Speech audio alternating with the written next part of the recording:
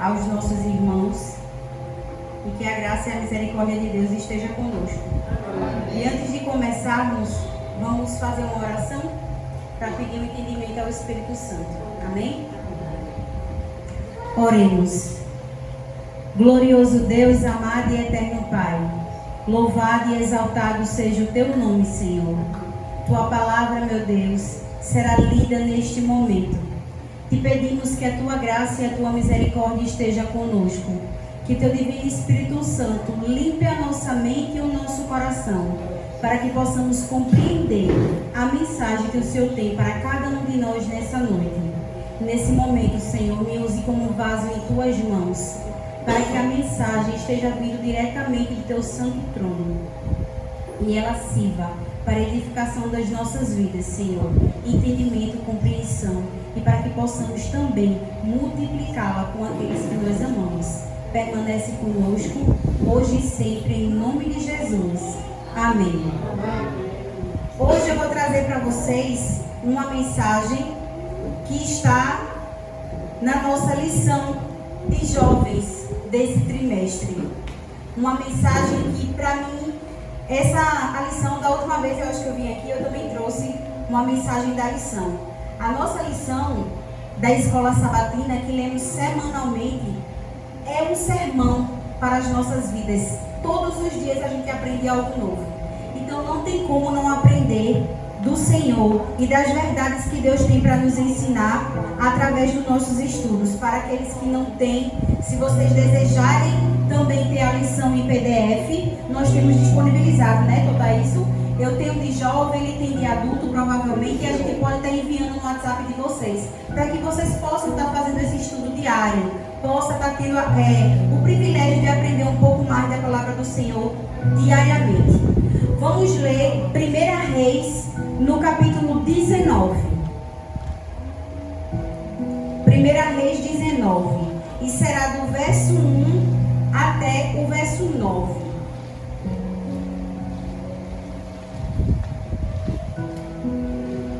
A mensagem de hoje fala sobre a nossa importância para Deus. Qual a nossa importância para Deus? Como é que Deus ele nos enxerga? O que nós somos para Ele? Somos filhos, somos servos? O que somos para Deus? E aí vai falar de alguém muito importante nessa história. Todos encontraram? Amém? Ou misericórdia? Para quem não achou, pode dizer misericórdia, a gente espera. Vai falar sobre um homem muito importante, que ele tem um papel fundamental na Bíblia. Uma história de milagre, de oração e perseverança, mas também de fraqueza, como nós seres humanos. Está em 1 Reis 19.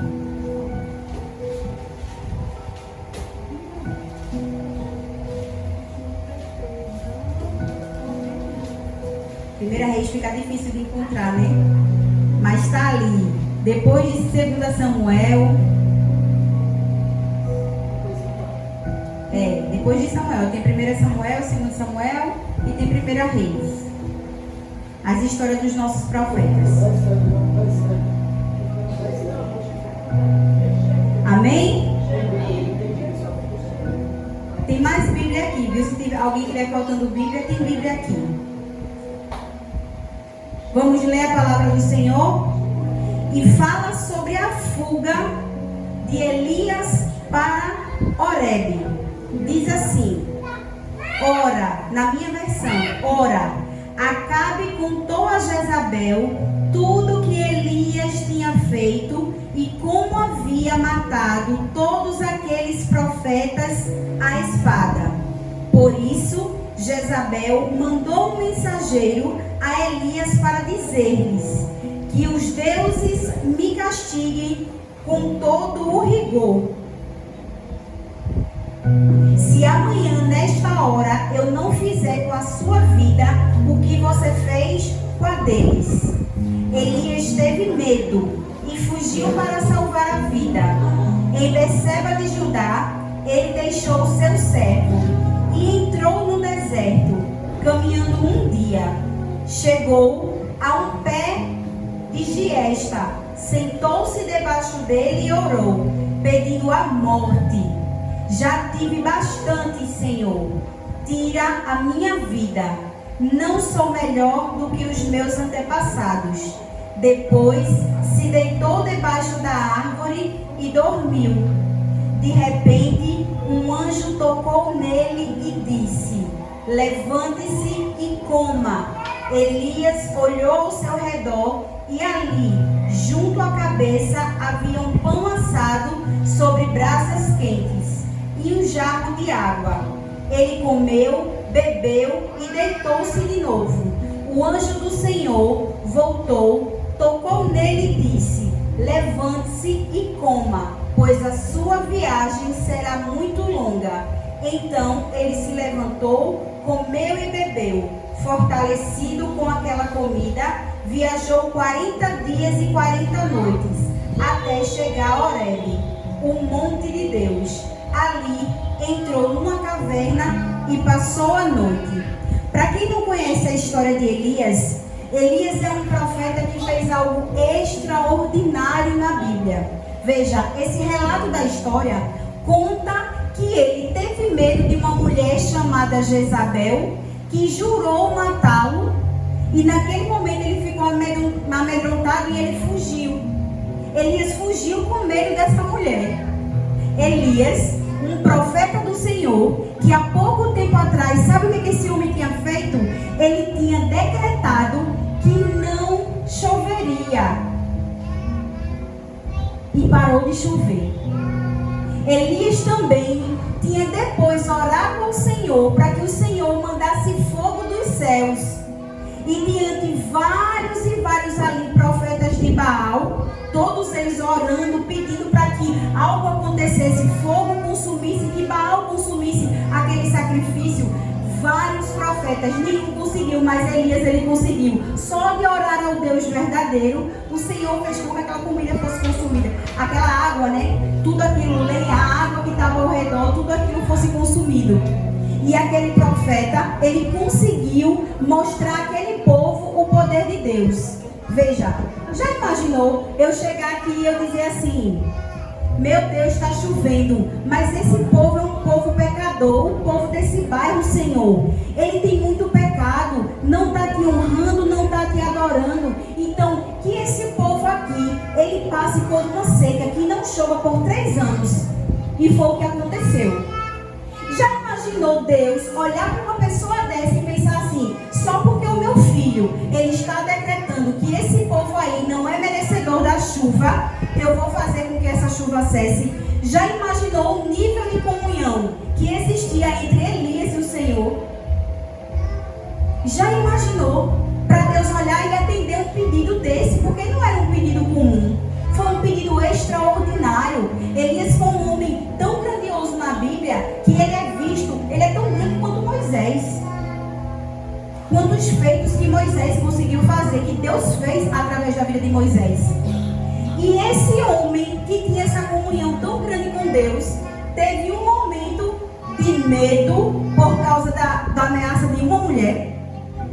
Como é que um homem que ora ao Senhor para parar de chover, e o Senhor faz parar de chover, tem medo de uma ameaça? E ele fugiu. A Bíblia diz que ele foi para longe. Ele correu com medo dela, com medo de ser morto por uma mulher. E sabe, na nossa vida muitas vezes é assim, né? A gente passa por feitos extraordinários. Às vezes tem situação na nossa vida que a gente vê o poder de Deus, que a gente clama. Eu vou dar um exemplo de doença, né? Existe algo mais comum do que a gente clamar ao Senhor no momento de doença, no momento de uma falta de um emprego que não vem. A gente clama a Deus e a gente pede. E a gente vê claramente a mão do Senhor na nossa vida através de um milagre. Porque a gente diz: Senhor, não seria possível que isso acontecesse em a tua mão. O Senhor ouviu as minhas orações e Deus faz um milagre. Ele faz um milagre. Eu vivi esse milagre em 2021, quando eu fui curada de um câncer. Eu via a mão de Deus. Eu sabia que Deus estava comigo o tempo inteiro. Eu nunca duvidei e eu orava: Senhor, eu sei que isso logo vai passar. Essa doença ela vai cessar. E eu fiquei debilitada e eu fiquei fraca. E quem me via não acreditava que eu iria sobreviver. Não tinha. Ontem nós falamos sobre isso, não foi, André? Na nossa lição da escola sabatina ontem, Suel até falou, Virginia e Sara disse, não tinha como alguém te ver e acreditar que você fosse sobreviver. Não tinha como. Quem me via não acreditava, porque eu fiquei muito debilitada. Eu emagreci muito. E eu cheguei a ficar sem andar, cheguei a usar fraldas, porque eu cheguei a ficar em cadeira de rodas, porque eu não tinha força nem para ficar em pé. E assim, mas eu sabia que Deus estava comigo e que Deus tinha o poder de fazer e Ele fez. Hoje eu estou aqui para a honra e glória dEle, com a minha saúde restaurada, com o meu peso já restabelecido. Mas vocês sabiam que existem situações, às vezes de pequena coisa, que eu me desespero e eu clamo ao Senhor dizendo: meu Deus, o Senhor não está vendo o que está acontecendo, será que o Senhor não vai agir? Assim como Elias um dia fez, assim é conosco também. A gente vê a mão do Senhor agindo nas nossas vidas, a gente vê o milagre acontecer e parece que esse mesmo Deus, Ele muda, porque quando a gente passa por uma outra situação, às vezes bem menor, entra em desespero e descrença, parece que a gente não acredita que Deus vai fazer. Foi o que aconteceu com Elias. Elias viu o poder de Deus, algo extraordinário, e só por causa de uma ameaça ele fugiu com medo, como se Deus não fosse o mesmo Deus que fosse intervir pela vida dele, como já tinha feito uma vez, como se Deus não fosse fazer de novo, ou não tivesse o poder de fazer. E muitas das vezes não é isso que acontece comigo e com você. A gente vê a mão de Deus e parece que porque o emprego não está chegando, a gente acha que Deus não está vendo, Deus não está observando. E porque o nosso filho não está agindo de acordo com o que a gente gostaria. Senhor, meu filho está rebelde. Senhor, meu filho está usando coisas que eu não gostaria que ele usasse. Mas parece que Deus, a gente acha que Deus não está vendo. Deus já deu inúmeras provas de que Ele está conosco, assim como Ele deu na vida de Elias. Mas nesse momento aqui, a Bíblia diz que ele teve medo. Elias fugiu e Elias pediu a morte. Senhor, me leva. Eu prefiro morrer do que estar vivendo esse medo, essa situação. E você sabia que essa história de Elias retrata a primeira ação de depressão na Bíblia? Elias, ele teve depressão. Elias, ele teve medo. Elias foi um homem depressivo. Nesse momento ele deixou que o medo tomasse conta da vida dele e ele se entregou a esse espírito. Porque o medo, ele não é apenas uma falta de fé. Não. O medo, ele é um espírito maligno que se apodera das nossas vidas e faz com que a gente se amedronte a tal ponto que esqueça que existe um Deus cuidando de nós. A lição ela traz assim, até as grandes personalidades da Bíblia enfrentaram períodos sombrios de depressão. A Bíblia é transparente ao relatar as lutas de seus próprios heróis. Ela não encobre detalhes desconfortáveis, incluindo problemas de saúde mental. Elias, ele teve depressão, e a gente sabe que a depressão é um problema de saúde mental, assim como a ansiedade também. Elias, ele teve tudo isso, ele teve esse problema mental, porque o medo, ele paralisa a nossa mente. Ele faz com que a gente esqueça os feitos de Deus e a gente fique aprisionado numa ideia de que algo ruim vai acontecer, eu não tenho a quem recorrer e eu estou preso nisso. O medo, ele faz isso com a nossa mente. O medo, ele tem esse poder de paralisar o nosso pensamento e de fazer a gente esquecer que existe alguém que está olhando para cada um de nós. Veja, eu disse que a mensagem de hoje falaria sobre o que nós representamos para Deus. Elias é a prova do que nós somos para Deus. Nós somos alguém cuidados por Deus, amado e visto em todos os momentos. Deus, ele viu Elias lá atrás e agiu e fez Elias sobressair entre vários profetas. No momento que Elias ele teve medo, Elias se sentiu sozinho, não foi por um dia nem dois. Porque a Bíblia, quando ela relata as histórias, né, é tudo tão rápido que parece que ele fez acontecer, daqui a pouco ele teve medo, daqui a pouco o anjo chegou e tudo se resolveu. Não. Foram tempos e tempos. A Bíblia diz que o anjo chegou, alimentou Elias, Elias dormiu, voltou a dormir, voltou a descansar e tempos depois o anjo voltou novamente. Deus, ele teve paciência porque Elias, ele tinha tanto medo que não foi de imediato que ele já levantou e disse: fiquei bem, estou curado. Muitas das vezes existem pessoas que estão ao nosso redor com ansiedade, com depressão, e a gente acredita que essas pessoas estão sofrendo por isso simplesmente pela falta de Deus ou pela falta de fé. Não é sobre isso. Deus, ele teve paciência vendo a situação de Elias, vendo o quanto Elias estava ali amedrontado. Deus teve paciência com Elias. Assim também nós devemos ter paciência com aqueles que mostram sintomas de depressão e ansiedade. Nós devemos ter paciência com essas pessoas, orar por essas pessoas, mas não deixar jamais de mostrar a ela o amor de Deus por elas, assim como Deus fez com Elias. Mas sabe o que é mais interessante? É que esse cuidado com a nossa mente, que nós deveríamos ter e muitas vezes nós não temos hoje, porque ir ao psicólogo antigamente era algo assim: Deus me livre, né? Não vou ao psicólogo porque isso é coisa de louco. A Bíblia já falava sobre doenças da mente e muitas das vezes a gente ignorava isso. Como essa história de Elias é um relato sobre a doença da mente, a depressão, a ansiedade. Hoje isso é mais comum. As pessoas hoje acham uma coisa mais moderna ir ao psicólogo, tratar da sua mente. Mas a gente acha moderno, mas não vai. A gente acha que é importante, mas não faz. A gente sabe quando precisamos, mas não ligamos. Porque a gente acredita que, por que eu vou fazer o quê? No psicólogo? Não, tá bom, eu tô bem. Se eu orar, vai ser suficiente. Sabe o que é interessante aqui? É que diz assim, a história desse profeta está entre as mais importantes do povo de Israel, como eu falei para vocês. O espírito paralisante do medo e da melancolia. Existe um espírito que paralisa. É o espírito do medo e da melancolia que se apodera do ser humano. Não é apenas só um medo.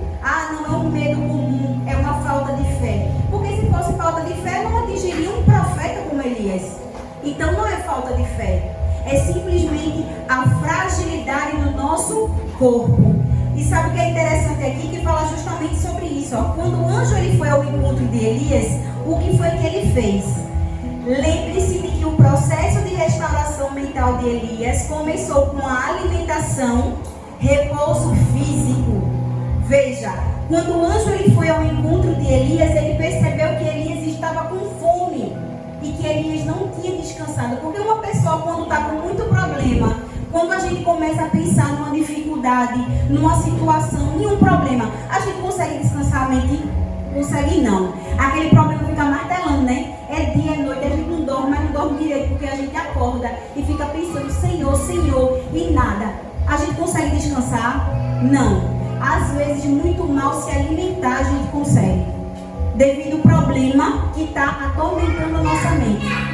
O anjo, ele quando foi ao encontro de Elias, percebeu que Elias, ele precisava ser alimentado e que Elias precisava dormir e repousar, descansar. A alimentação, ela é muito importante para a nossa vida. Aquilo que a gente come, a palavra do Senhor, ela diz: quer comais, quer bebais, quer façais qualquer outra coisa, faça tudo para a glória de Deus. A nossa mente, ela está totalmente ligada ao nosso estilo de vida. A depressão, ela não vem por acaso. A ansiedade, ela não vem por acaso. Assim como não veio por acaso na vida de Elias. Mas eu sou uma pessoa muito espiritual. Todos os dias eu oro. Todos os dias eu busco ao Senhor. Eu leio a Bíblia. Eu vou para a igreja regularmente. Mas eu como qualquer besteira. Eu como tudo que não presta. Eu tomo refrigerante, Coca-Cola. É tudo que faz mal. Porque isso faz mal. Eu bebo, eu fumo. Mas eu busco ao Senhor. cuidar da vida espiritual não é suficiente para ter um corpo saudável. É necessário, para ter um corpo saudável e uma mente saudável, cuidar de ambos os aspectos. Elias, ele estava dedicado ao propósito do Senhor, mas Elias em algum momento negligenciou a sua alimentação, o seu templo, o seu corpo. Elias estava fraco, Elias não estava se alimentando. E isso fez com que a sua fragilidade do corpo físico levasse ele a ser apoderado pelo espírito do medo. Porque a mente de Elias, ela estava fraca, porque o corpo de Elias estava fraco. Sabe o que eu acho incrível? Que Deus, ele é muito extraordinário. Ele não deixa um problema sem solução. Quando eu tive câncer, eu tive um câncer no sangue, chamava-se linfoma não Hodgkin. E quando eu conheci a Igreja Adventista há 8 anos atrás, eu decidi que, conhecendo as doutrinas, porque nós, adventistas, somos um povo privilegiado. Somos um povo privilegiado porque nós temos ensinamentos de cuidar não apenas da parte espiritual, mas a nossa igreja, ela nos ensina a cuidar do templo. Ela é uma igreja que está ali dizendo o tempo todo: se alimente melhor, os 8 remédios naturais, tem que pegar a luz solar, beber bastante água, se alimentar bem, comer frutas, evite tudo aquilo que pode fazer mal ao seu corpo. E quando eu conheci a igreja, eu decidi que eu não ia mais tomar refrigerante mesmo, qualquer refrigerante, há 8 anos atrás. Isso, e meus 2 filhos, eles pequenos, e foi uma luta, porque eles pequenos, quando ia para aniversário há 8 anos atrás, ninguém servia nada além de refrigerante. E quando passava, que eu oferecia lá a bandejinha, aí eu dizia: não, quer não. Aí ele: oxe, a gente quer que tá com sede, mas não vai beber refrigerante não. Traga um copinho de água. Ah, tá bom, vou pegar água. Aí ia pegar água. Até eles acostumarem foi um processo, mas hoje eles nem sentem mais falta. Se tiver em qualquer lugar, eles: não, pode trazer água, a gente quer água. 8 anos depois, eles já se acostumaram. E é interessante que quando eu tive câncer, fazia 5 anos que eu já estava na igreja. E aí eu fui acometida de um câncer, um linfoma não Hodgkin, que foi no sangue. E quando eu era mais jovem, eu bebia, eu fumava, eu comia tudo que não prestava, eu me alimentava de muita besteira, era muita festa, muita coxinha, refrigerante, era muito dessas coisas. Eu já tinha mudado a minha alimentação, já fazia um tempo. Porém, o meu corpo, ele ainda não tinha se recuperado 100% de um estilo de vida totalmente errado que eu tinha antigamente. Aí eu digo assim, as pessoas perguntavam a mim: eu sei que você pergunta a Deus, por que comigo, Senhor? Acredita que eu nunca perguntei isso ao Senhor? Eu nunca perguntei a Deus, por que eu, meu Deus, estou sendo acometida por um câncer? Porque eu tive uma vida totalmente desregrada. Porque o câncer, na maioria das vezes, ele não vem por genética. Porque eu não tenho na minha família história de ninguém que teve câncer. Eu não tive pai, mãe, ninguém. Mas eu tive. Porque desde pequena eu era uma criança que eu me estourava bastante. Então eu já tinha um sangue meio que fermentado. Eu sempre me estourava, né? Tinha aquela cabeça de prego, bastante. Eu tinha muito disso. Minha mãe, quando eu era pequena, nunca cuidou. Nunca foi de fazer exame. Levava um postinho, tomava remédio e voltava para casa. Mas não era uma pessoa que se importava muito com isso. Mas eu não cresci. Eu cresci. Eu não deveria ter cuidado de mim? Deveria. Eu fiz isso? Não. Então, como é que eu tenho uma vida totalmente desregrada, uma vez que eu sou acometida por uma doença que vem através de um estilo de vida não saudável, eu vou perguntar a Deus por que comigo? Porque se eu fosse perguntar assim: mas meu Deus, por que comigo? Eu acho que Deus ia olhar para mim e dizer: minha filha, você ainda pergunta, né? Meu Deus, minha filha, você fumou 5 anos da sua vida, bebia mais do que tudo. Chegou aos 27 anos bebendo, fumava, comia o que não prestava, se alimentava do que não prestava. Você também me perguntar por que você está doente, minha filha? Você está doente por isso. Então eu nunca tive coragem de perguntar a Deus por que comigo. Muitas das vezes a gente passa por situações que poderiam ser evitadas se a gente tivesse um estilo de vida diferente, e a gente não tem, e quando fica doente pergunta a Deus: mas Senhor, por que comigo? Eu digo: se eu fosse Deus, eu ia olhar e dizer: não me pergunte isso não. Olhe para você e você vai entender por que com você. Exatamente. A mesma coisa foi Elias. Senhor, Ele tem uma preocupação enorme com aquilo que é mais precioso. Nós somos para Deus templo do Espírito Santo. Nós somos preciosos. Por isso que Ele deixou em sua palavra: quer comais, quer bebais, quer façais qualquer outra coisa. Eu não sei se você tem um estilo de vida de beber, de fumar, se você tem um estilo de vida de usar algo. Por que o refrigerante e a igreja orienta muito a Coca-Cola? Porque se você não sabe, uma Coca-Cola ela vicia. O açúcar, o caramelo que tem na Coca-Cola é altamente cancerígeno. No Brasil é o pior que tem. O caramelo utilizado na Coca-Cola no Brasil é o pior que tem. Então a igreja ela bate muito na tecla: evite. É pecado tomar Coca-Cola? Não. É pecado comer besteira e ter um estilo de vida que não seja saudável? Não é pecado. Porém, se você se alimenta assim, você não está cuidando do seu bem mais precioso, que é o templo do Espírito Santo. Então, como você serve a Deus se você não se importa com aquilo que Ele lhe deu, que é o seu corpo, a sua mente? Ellen White, ela fala aqui, ó. Ellen White diz: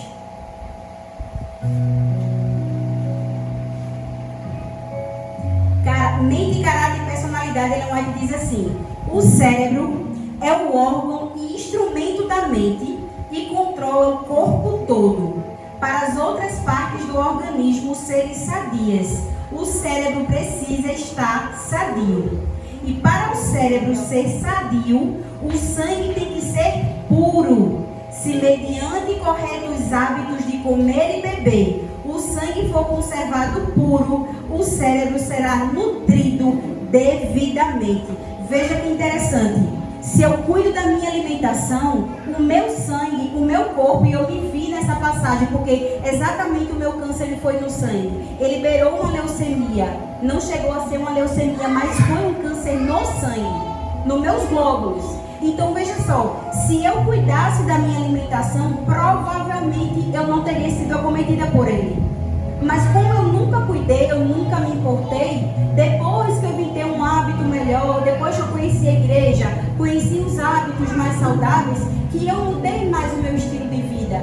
E aí, isso já tinha sido um pouco, não tarde, né? Porque o que a gente faz agora, a gente vai colher lá na frente.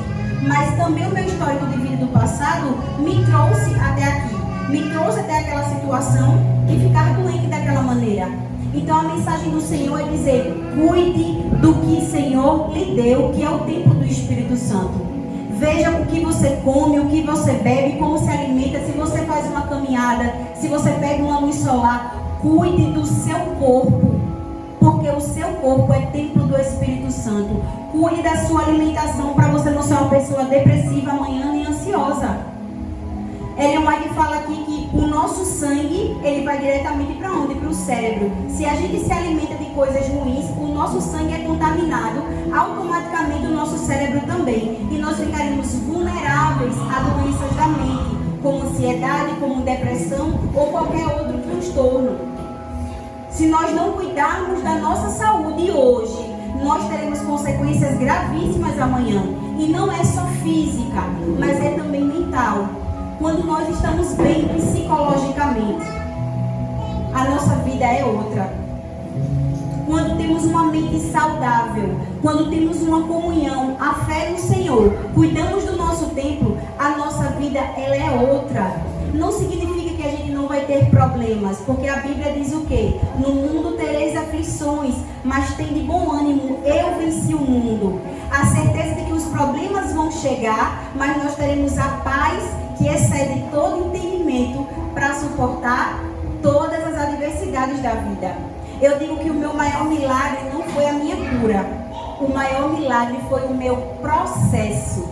Foi a paz que Deus me deu durante todo o meu tratamento. Quem chegava perto de mim, me via naquele estado, muitas vezes chegava chorando, mas saía sorrindo. Porque eu conversava com as pessoas e eu dizia: mas vai ficar tudo bem. Porque eu sei que vai ficar bem. É um processo necessário que eu estou passando. Porque eu preciso fazer o tratamento. E o tratamento ele debilita. O tratamento ele enfraquece. Mas logo, logo eu vou estar restaurada. Porque eu sei o Deus que eu sirvo. E o Senhor disse a mim que a minha doença não era para a morte. E eu creio nisso. E eu criei. E eu nunca duvidei. Por mais debilitada que eu ficasse, por mais debilitada que eu chegasse no ponto, que eu cheguei a um ponto de não ter força de segurar uma agulha com a mão. Eu não conseguia segurar assim, uma agulha. Para ir ao banheiro eu tinha que ir escorado na minha filha, porque eu não tinha força de andar sozinha. Mas eu sabia que era um processo. Eu nunca duvidei. Porque a minha mente, ela estava sadia. O meu corpo, ele estava debilitado. Mas a minha mente, ela estava sadia. Eu tinha a paz que excedia o entendimento. E para mim esse foi o maior milagre. Ter a paz que excede o entendimento. O problema na sua porta, mas você saber que existe um Deus que vai cuidar de você. Que existe um Deus que no momento certo vai agir e aquilo vai passar. Passou.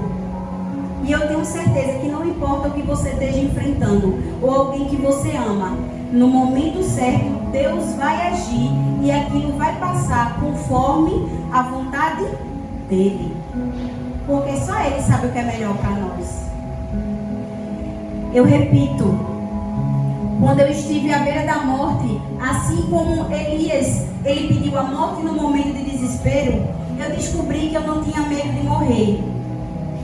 Eu tenho medo de viver sem Cristo. Porque viver sem Cristo não é viver.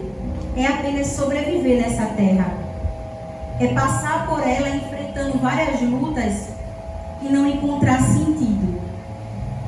Se você cuida da sua mente, se você cuida do seu corpo, mas você não busca o Senhor, vai chegar o momento em que a sua vida perderá o sentido. Então é necessário cuidar do todo, mente, corpo e espírito, para que você sinta a presença do Senhor e tenha a paz que excede todo entendimento. Eu gostaria que vocês abrissem para a gente frisar o que está em 1 Coríntios, no verso 6, 19 e 25. 1 Coríntios 6, 19 e 25. Só para a gente afirmar o que o Senhor diz para cada um de nós. O que é que o Senhor pensa que nós somos? O que é que o Senhor espera dos seus filhos? E Ele nos dá um grande relato disso.